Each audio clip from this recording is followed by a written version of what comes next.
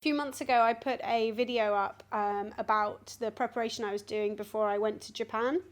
That holiday has now happened and I'm back, and I wanted to kind of share some of the things I learned about being gluten-free in Japan.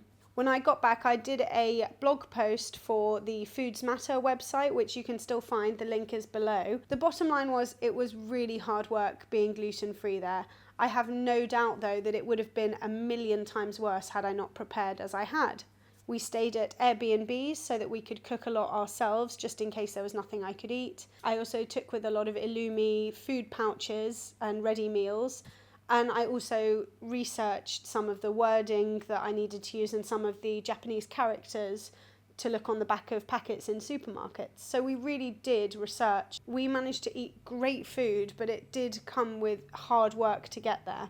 Some of the food that it was possible to eat was plain sashimi, which is raw fish.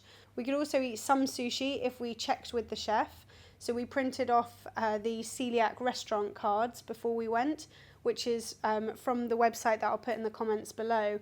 And it's basically something you can print off and show to the chef, which explains in Japanese what your allergies are, what your intolerances are, and what is safe for you to eat or not. So a lot of the time I'd be given a big bowl of rice with chirashi, which is like raw fish assembled beautifully on top, and that was fine.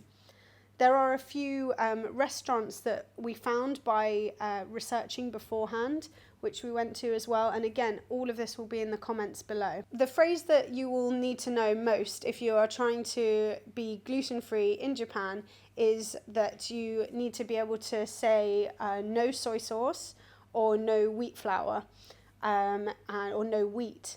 And these phrases are I shoyu, which means no soy sauce, or I komugi, which is no wheat. Top 5 things to steer clear of. Noodles, most of them will be made with wheat. Even the soba noodles, which are buckwheat, will be kind of laced with wheat. Stay away from tempura, which is batter. In most miso pastes, they will have wheat flour as well. Any pre-made sushi will often have a soy sauce in it, or will have wheat somewhere there. One of the things that I couldn't have, which my boyfriend ate a lot of, were bento boxes, which normally come with gyoza inside them and things like that. Top 5 things to look for are yakitori, which are meat skewers. Unfortunately, I couldn't stay vegetarian in Japan. It was way too difficult. But make sure you're getting the yakitori, the meat skewers, with shio rather than shoyu, and shio is salt marinade rather than a soy sauce marinade. You can have mochi, you can have a lot of sushi as long as you're speaking to the sushi chef and explaining your issues. And one of the wonderful things about Japan is their quality of beef there. There were a lot of the times we were given our own Wagyu beef to grill ourselves, and that was fantastic as well, which is really safe. You're just given the meat that's not been marinated. It is raw and beautiful, and you cook it yourself. If you are going to Japan, please read the comments below. Please read the blog that I wrote for Foods Matter.